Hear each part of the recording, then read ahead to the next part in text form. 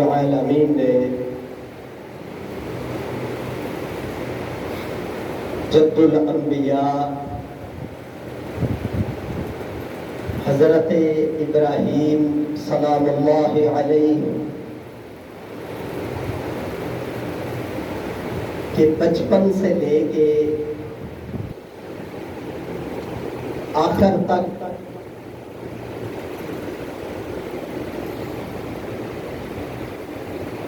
بہت واقعات کو قرآن مجید کے اندر بیان کیا ہے۔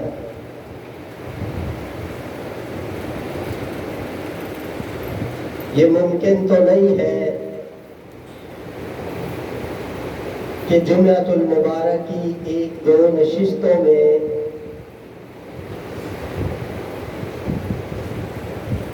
سیدنا ابراہیم خلیل اللہ علیہ السلام کی سیرت پاک کا احاطہ کیا جائے۔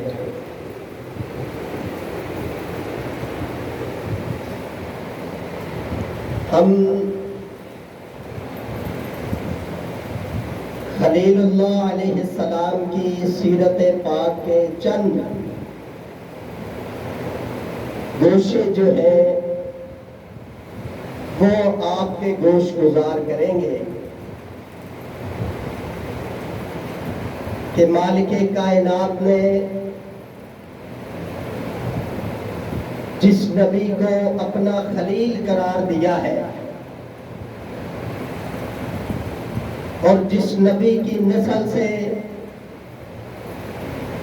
رب کائنات نے کئی انبیاء کرام کو پیدا کیا ہے،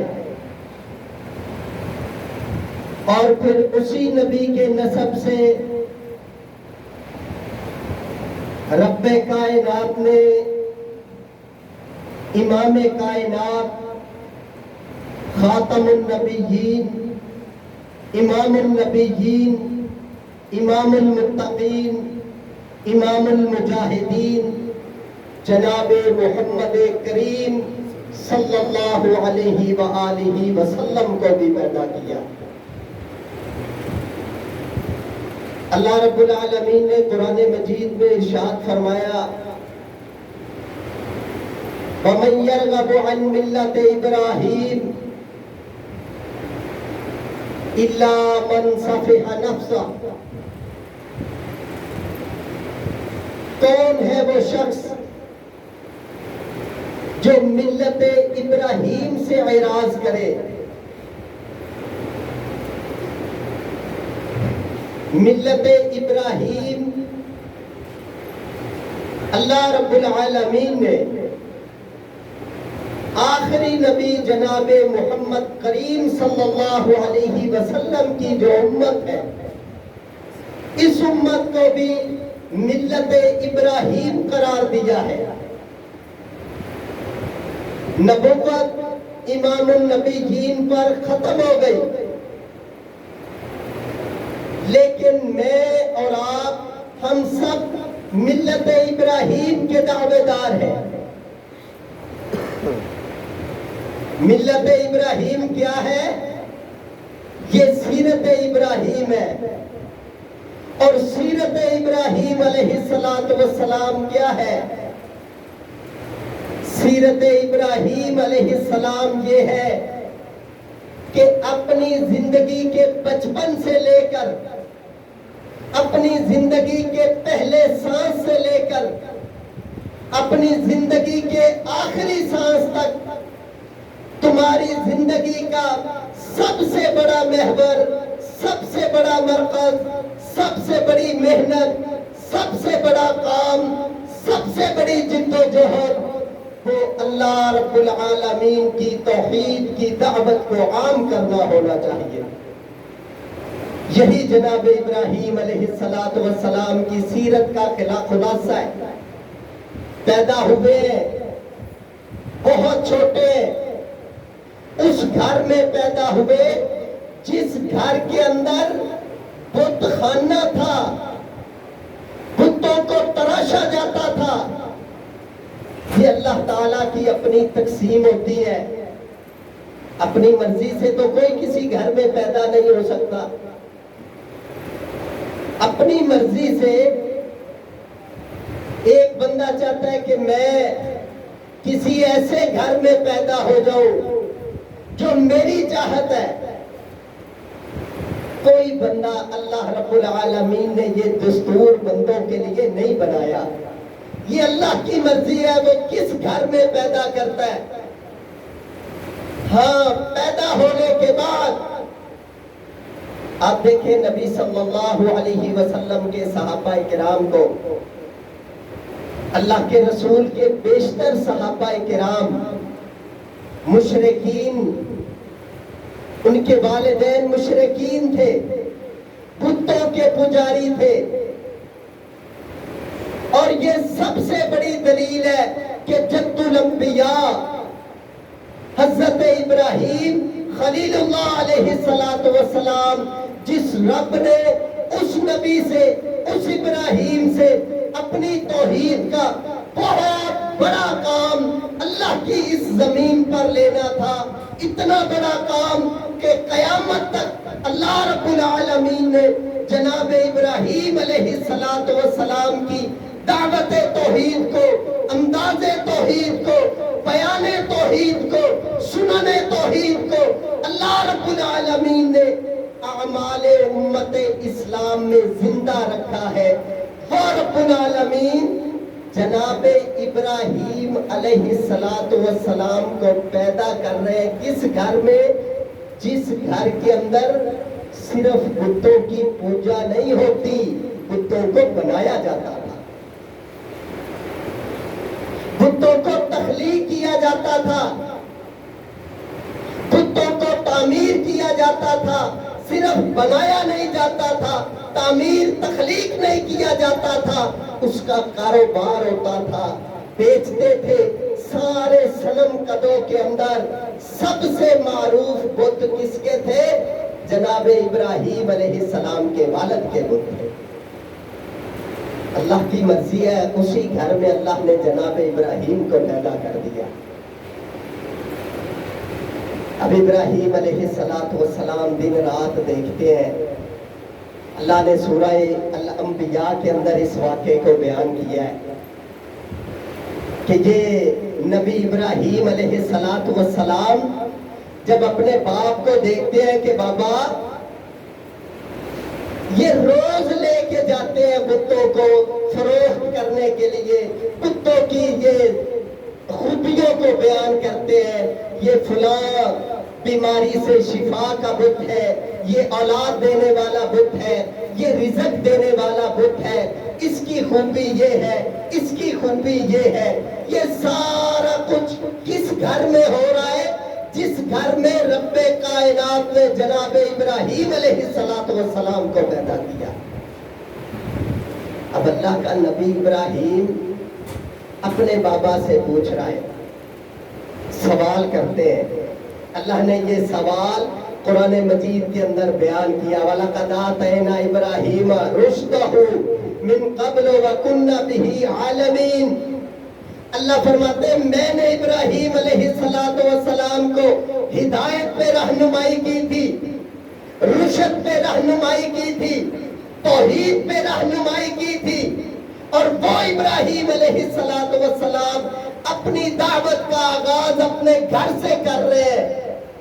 اور گھر میں کر کیا رہے ہیں؟ اِذْ قَالَ لِأَبِيهِ وَقَوْمِهِ مَا هَٰذِهِ التَّمَاثِيلُ. یہ جو بتیں، یہ بت تصویریں، یہ صنم قدے، یہ تمہارے بت خانے جن کے سامنے جھک جاتے ہو، نظر و نیاز مانگتے ہو، مشکل کشائیوں کے فرق کرتے ہو، اولادیں مانگتے ہو، رزق مانگتے ہو، یہ سارا کچھ میں نے دیکھا ہے بابا. اپنے گھر میں میرا باپ اپنے ہاتھ سے بناتا ہے، کوئی لکڑی سے تراش دیتا ہے، کوئی پتھر سے تراش دیتا ہے، اپنے ہاتھ سے اس کی وہ فنشنگ کرتا ہے، اپنے ہاتھ سے اس کی نوک پلک سنوارتا ہے. اس کو لا کے تم اپنے مندر کے اندر، گنجان کے اندر، اپنے صنم قدوں میں، اپنے اپنے بت قدوں میں سجا کے اسی کے سامنے ہاتھ باندھ کے بیٹھ جاتے ہو، رزق بھی مانگتے ہو، شفائیں بھی مانگتے ہو، اسی کی عبادت بھی کرتے ہو، اسی کے سامنے سجدے بھی کرتے ہو، اسی کو اللہ رب مانتے ہو، یہ تمہارا رب کیسے ہو سکتے ہیں؟ پہلا سوال جناب ابراہیم علیہ السلام کا قرآن مجید کے اندر، اپنے باپ سے، اپنی قوم سے۔ دوسرا سوال اسی بچپنے کے اندر جناب ابراہیم علیہ السلام، توحید کا متلاشی بندہ، اللہ کے قرب کا متلاشی بندہ،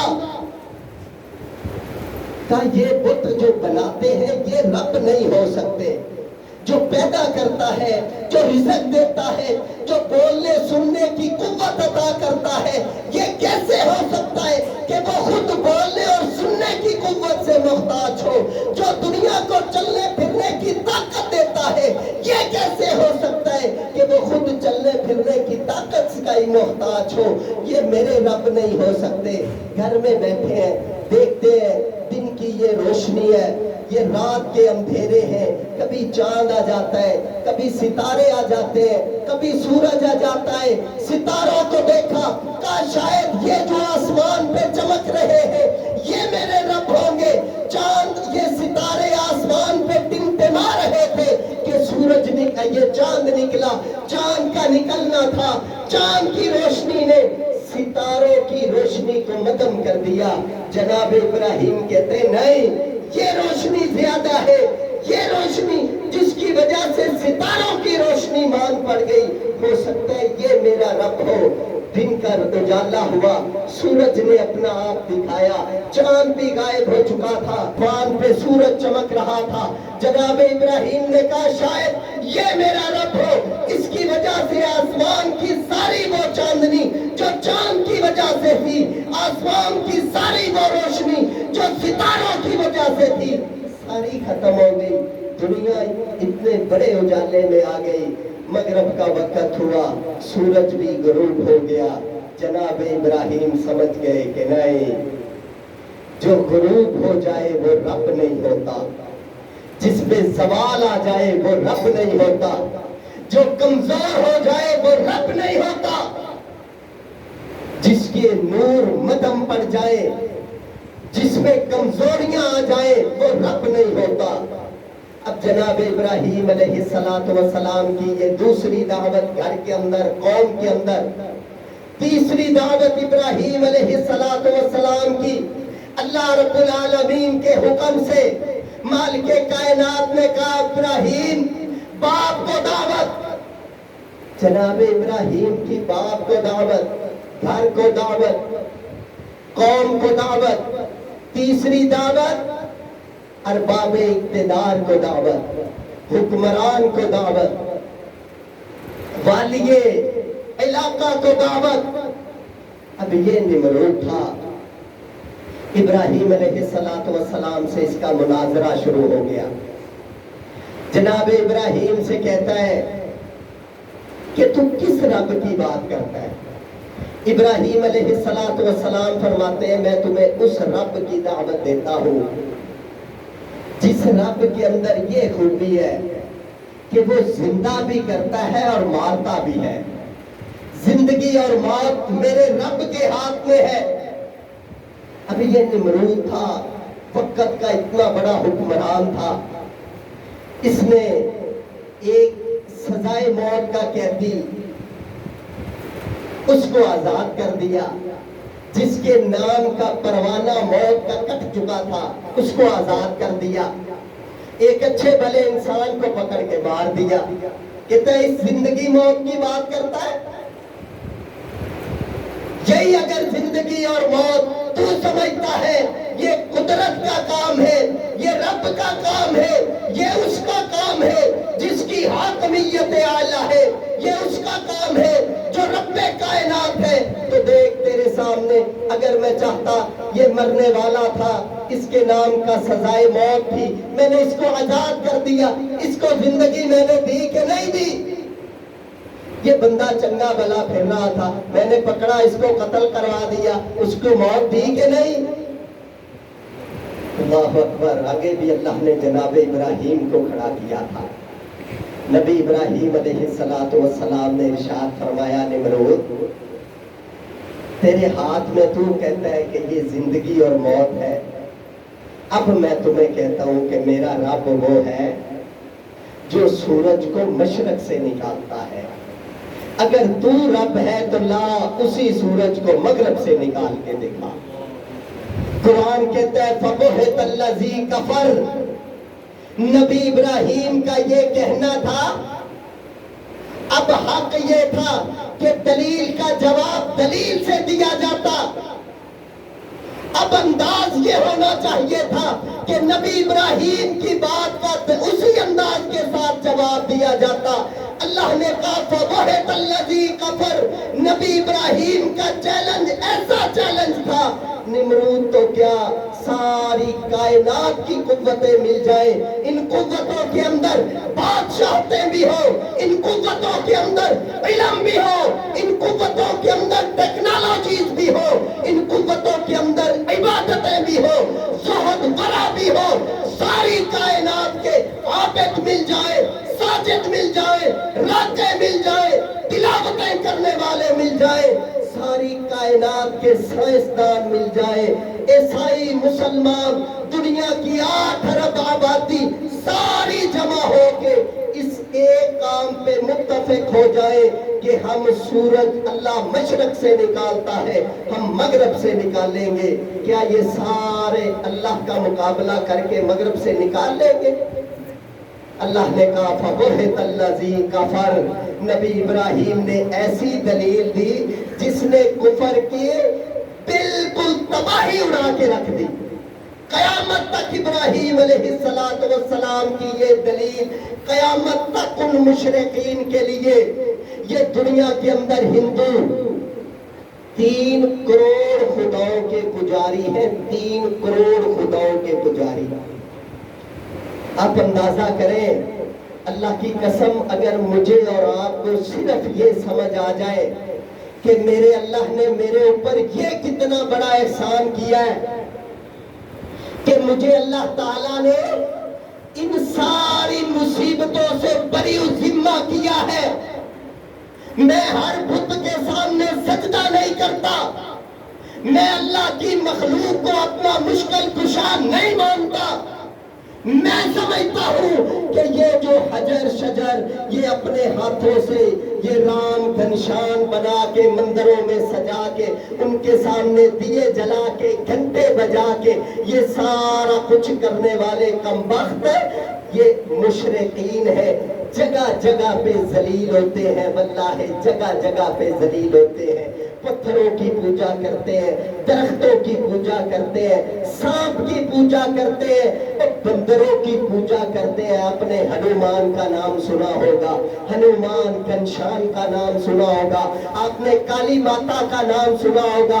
اور یہ کالی ماتا, چٹی ماتا, یہ ہنومان گھنشان, یہ ان کا رام پوتر, یہ رام رحیم, یہ سارا معاملہ نہیں. اللہ کی قسم اللہ نے میرے اور آپ پر احسان کیا.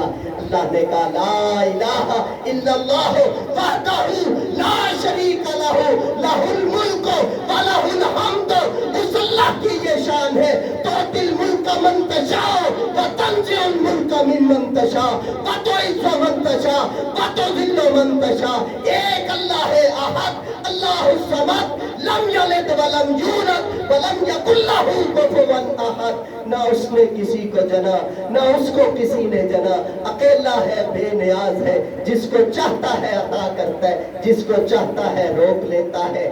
ساری کائنات اس کے سامنے جواب دہ ہے, وہ کسی کے سامنے جواب دہ نہیں. یہ تمہارے رب کا تعارف ہے. جاؤ ہندوستان کے اندر, ہندوستان تو چلو دور ہے, ویزا لینا پڑے گا. میرے ساتھ سندھ میں آپ چلے جائیں, یہ تھرپارکر کے اندر, بدین کے اندر, سانگڑ کے اندر, یہ ادھر یہ پنجاب کی سرحد ختم ہوگی. گوٹکی میں بہت بڑا مندر ہے, ٹنڈولا یار کے اندر راما پیر کا بہت بڑا مندر, ہندوؤں کا بہت بڑا ایک بت خانہ. اللہ کی قسم آپ حیران رہ جائیں گے, حیران. جس چیز کو وہ دیکھتے ہیں کہ اس میں میں کوئی نہ کوئی معاملہ ہے، اسی کے سامنے سجدہ کرنا شروع کر دیتے۔ اور ایک ظلم میں آپ کو بتاتا ہوں، ایک ظلم ٹنڈو والا یار ہے سندھ کے اندر، وہاں پر ایک مندر ہے راما پیر کا مندر، ہندوؤں کا بہت بڑا اور مقدس مندر ہے۔ میں وہاں رہ کے آیا ہوں، وہاں پر دیوبند کے بہت بڑے عالم دین تھے، اب پتہ نہیں کہ زندہ ہے کہ فوت ہو گئے، اللہ تعالیٰ اگر زندہ ہے تو ان کو صحت عطا فرمائے۔ مولانا راشد صاحب ان کا نام تھا، تبلیغی جماعت کے نائب امیر تھے، وہاں پہ بہت بڑا ایک ادارہ ہے ان کا بھی۔ ایک دن ہندوؤں کے پنڈت نے مولانا راشد صاحب سے کو پیغام بھیجا کہ میں آپ سے ملاقات کرنا چاہتا ہوں۔ انہوں نے کہا ٹھیک ہے، انہوں نے بلا لیا، بیٹھے مرکز کے اندر ہی اس کو بلایا۔ وہ ہندوؤں کا جو پنڈت تھا وہ بھی آیا اور جو ہندو کمیونٹی کا صدر تھا وہ بھی آیا۔ انہوں نے کہا مولانا راشد صاحب کو کہ ہم آپ کو دعوت دینا چاہتے ہیں، آپ ہمارے مندر کا وزٹ کریں۔ مولانا راشد صاحب نے کہا ٹھیک ہے، ہم چلیں گے۔ ہم نے بھی دعوت تھی، ہم بھی چلے گئے ساتھ۔ میں اللہ کے گھر میں کھڑا ہوں، ہم اس مندر کے اندر گئے تھے، مندر کے اندر جس میں بت پڑے تھے، بتوں یہ سارا ہنومان اور یہ سارے وہ کم وقت ان کی تماثیل اور یہ سب کچھ، وہاں پر ایک بہت خوبصورت سینریاں تھی، سینری وہ اور بھی تھی، ایک بہت خوبصورت تھی۔ وہ جو ہندو کمیونٹی کا صدر تھا وہ مولانا راشد صاحب کو کہنے لگا یہ ہم آپ کو دکھانے کے لیے لائے ہیں، یہ یہاں پر کسی ہندو نے نہیں، یہ ایک مسلمانوں کا گھر آتا ہے وہ رکھ کے جاتا ہے۔ جب عقل اندھی ہو جائے، جب عقل پہ پردے پڑے تو میں آپ کو بتاتا ہوں کہ انسان ایک رب کو چھوڑ کے کیسے گمراہ ہوتا ہے۔ مولانا راشد صاحب کو وہ ہندو کہنے لگا، ہندو کمیونٹی کا سرپرست تھا، کہتا ہے کہ یہ میں آپ کو اس لیے ہم نے یہ دعوت دی ہے کہ آپ آ کے دیکھ لیں، یہ ہندوؤں کے نوجوان نہیں آتے، یہ مسلمانوں کے نوجوان آج کل مندر میں آ رہے ہیں، یہ یہاں پر یہ اپنے یعنی حساب سے سارا معاملات کر رہے ہیں، اس میں ہمارا کوئی قصور نہیں ہے۔ ہم نے کسی کو کوئی دعوت نہیں دی کہ آؤ مندر کے اندر آؤ۔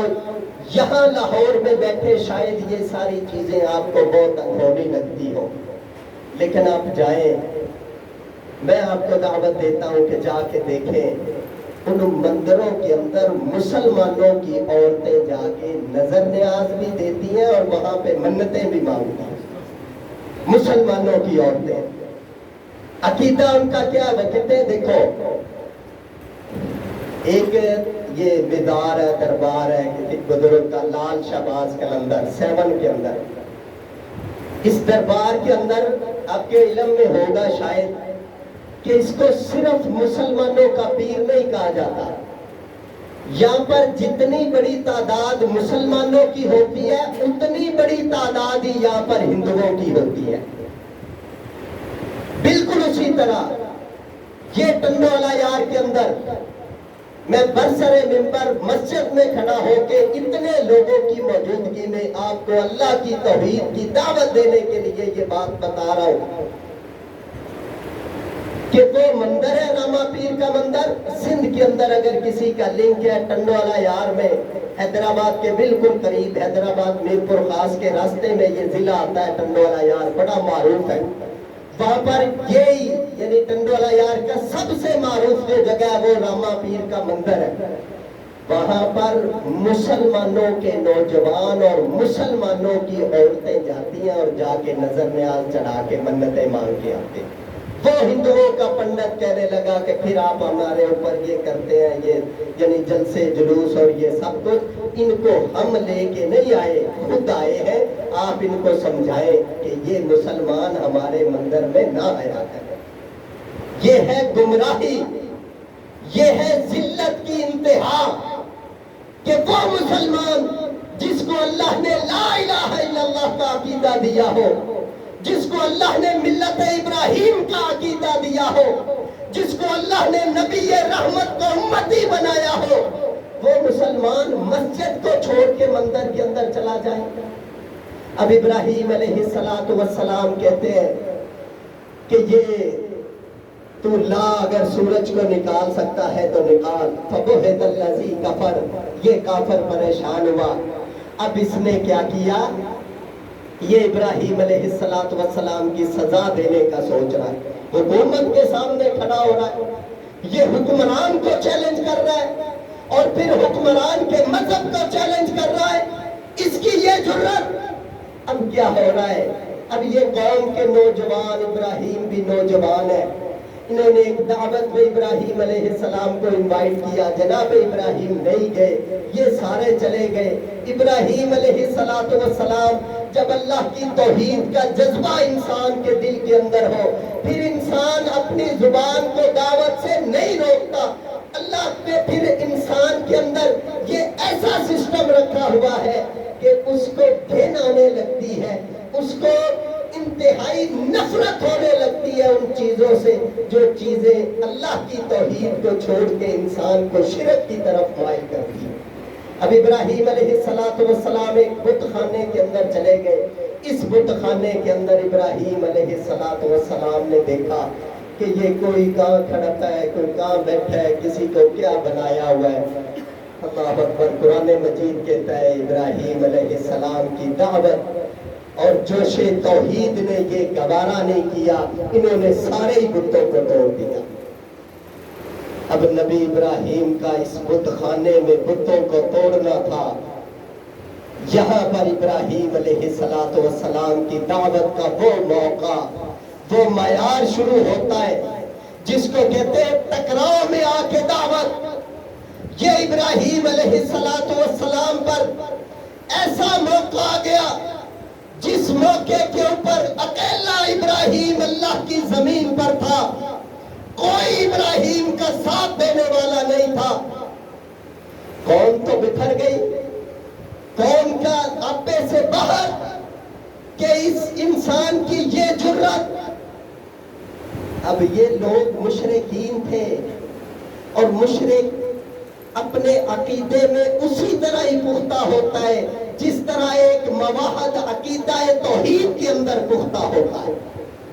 عقیدہ توحید کی یہ خوشبو ہے کہ اللہ تعالیٰ نے اس عقیدے کے اندر یہ عظیم و شان کام رکھا ہے کہ جب اس کی خوشبو پھیلتی ہے تو پھر اس کی وجہ سے جو زنگ ہوتا ہے، جو نحوستیں شرک کی وجہ سے ہوتی ہیں وہ اترنی شروع ہوتی ہے، اللہ ذہنوں کو معطر کرنا شروع کر دیتا ہے۔ اکیلا ابراہیم علیہ السلام یہ دربار لگا ہے نمرود کا۔ نمرود نے پوچھا کہ تم نے یہ کام کیا ہے کن کے ساتھ؟ بِآلِہَتِنَا، ہمارے بتوں کو تم نے توڑ دیا، ان کے ساتھ تم نے یہ کیا۔ جناب ابراہیم علیہ السلام نے جس طرح ایک وہ دلیل دی تھی کہ جا سورج کو مغرب سے نکال، اس موقع پر بھی ابراہیم نے ایک ایسی ہی دلیل دی کہ اگر تو کہتا ہے کہ میں نے ان کا نقصان کیا ہے تو یہ تمہارے رب ہے، کوئی عام نہیں ہے، تمہارے الہ ہے، رب ہے، جن کے سامنے جھکتے ہو، مانگتے ہو، جن کو شفائیں طلب کرتے ہو، بارشیں طلب کرتے ہو، رزق مانگتے ہو، ان سے پوچھ لو، اگر یہ بول کے کہہ دیں تو میں حاضر ہوں، مجھے سزا دے دو۔ نبی ابراہیم علیہ السلام اب یہ بات سننی تھی، نمرود بکھر گیا۔ آگے کیا ہوا؟ یہاں سے ابراہیم علیہ السلام کی آزمائشیں شروع ہو گئی، انشاءاللہ اگلے جمعے میں بیان کریں گے۔ آپ سے گزارش ہے کہ وقت پہ تشریف لائیں۔ اقول قولی ھذا استغفر اللہ لی ولکم ولسائر المسلمین وآخر دعوانا الحمد للہ رب العالمین۔